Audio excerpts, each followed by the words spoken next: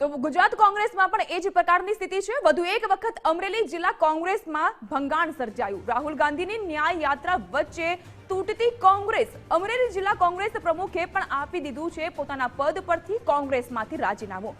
પ્રતાપ દુધાતના અંગત મનાતા નેતાએ રાજીનામું ધરી દીધું છે। સાવરકુંડલા તાલુકા પંચાયતના પૂર્વ પ્રમુખે પણ રાજીનામું આપી દીધું છે।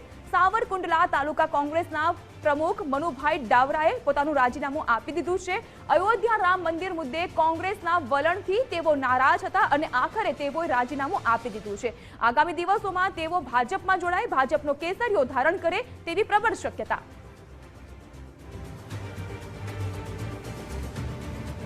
તો હવે ગુજરાત કોંગ્રેસમાં જાણે કે એક બાદ એક ગાબડા પડવાનો સિલસિલો યથાવત રહેશે તે પ્રકારની શક્યતા ઊભી થઈ છે, કારણ કે અમરેલીમાં વધુ એક વખત જિલ્લા કોંગ્રેસમાં ભંગાણ સર્જાયું છે।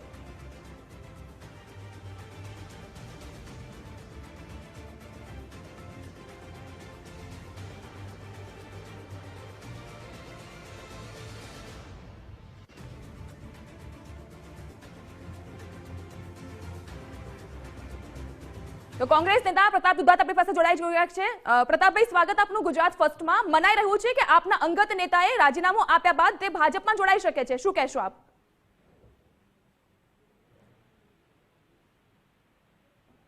જી પ્રતાપભાઈ, પ્રતાપભાઈ સાથેનો સંપર્ક તો તૂટ્યો છે, પરંતુ સંવાદદાતા ફારૂક જોડાઈ ચૂક્યા છે। ફારૂક, એક બાદ એક હવે કોંગ્રેસના નેતા અને કોંગ્રેસના કાર્યકર્તાઓ મોટી સંખ્યામાં ભાજપમાં જોડાઈ રહ્યા છે। અમરેલીમાં વધુ એક ભંગાણ।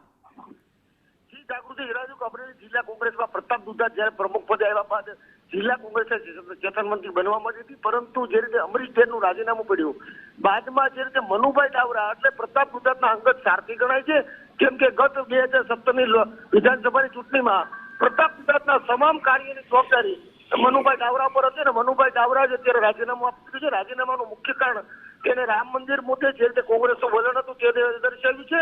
સાથે સાથે વિકસિત ભારતને જે મોદીના સંકલ્પ છે તેને લઈને મોદીની જયંતિના પણ તેના વખાણ કર્યા છે। હાલમાં તેને રાજીનામું આપી દીધું છે।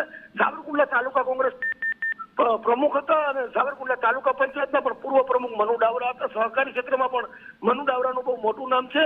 અગાઉ જયારે દુધાત દલસુખભાઈ છે તેમને પણ રાજીનામું આપ્યું, બાદ અમરીશ ઢેરનું રાજીનામું, હવે મનુભાઈ ડાવરાનું રાજીનામું, એટલે કોંગ્રેસ છે અમરેલી જિલ્લામાં તૂટી રહી છે ને પ્રતાપ દુધાત જે જિલ્લા કોંગ્રેસના પ્રમુખ છે તે કોંગ્રેસના સભ્યોને સાચવવામાં ઉણા ઉતર્યા હોય તેવું લાગી રહ્યું છે। જી જી, આભાર ફારૂક તમામ જાણકારી આપવા માટે। તો અમરેલીમાં પણ કોંગ્રેસમાં વધુ એક વખત ભંગાણ સર્જાયું છે। જે લોકો કોંગ્રેસ પક્ષથી નારાજ છે, જેઓ નજરઅંદાજ થઈ રહ્યા છે, તે તમામે તમામ હવે કોંગ્રેસથી પોતાનો હાથ છોડી રહ્યા છે, સાથ છોડી રહ્યા છે અને હવે વધુ એક વખત તેઓ ભાજપમાં જોડાય તેવી શક્યતા પણ વ્યક્ત કરવામાં આવી રહી છે, કે કારણ કે ભાજપ એક વિશાળ પક્ષ છે। વધુ એક વખત જોડાઈ ચૂક્યા છે કોંગ્રેસ નેતા પ્રતાપ દુધાત। પ્રતાપભાઈ, સ્વાગત આપનું ગુજરાત ફર્સ્ટમાં। આપના અંગત ગણાતા વ્યક્તિએ રાજીનામું આપ્યું છે અને તેઓ ભાજપમાં જોડાય તેવી પ્રબળ શક્યતા, શું કહેશો આપ?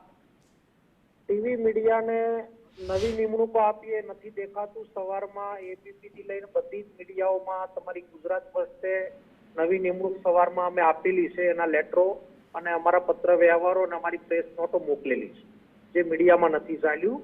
મનુભાઈ ડાવરાની નિમણૂકની સામે સવારમાં 9 વાગે અમારા નરેશભાઈ દેવાણીના નવા પ્રમુખ તરીકે નિમણૂક આપી છે। પ્રતાપભાઈ, રાજીનામું આપ્યું એની ઉપર આપની પ્રતિક્રિયા માંગીએ છીએ કે શા માટે રાજીનામું આપવું પડે છે? એક બાદ એક નેતા રાજીનામું આપી રહ્યા છે।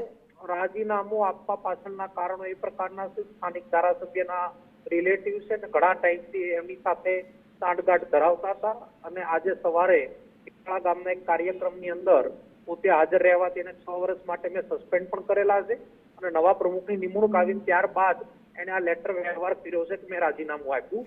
કોંગ્રેસ પાર્ટીની અંદર મનુભાઈ ડાવરા જયારે એન્ટર થયા અથવા જયારે કામ કરતા હતા એને તાલુકા પંચાયતના પ્રમુખ પણ બનાવવાનું કામ અમારા થયું છે।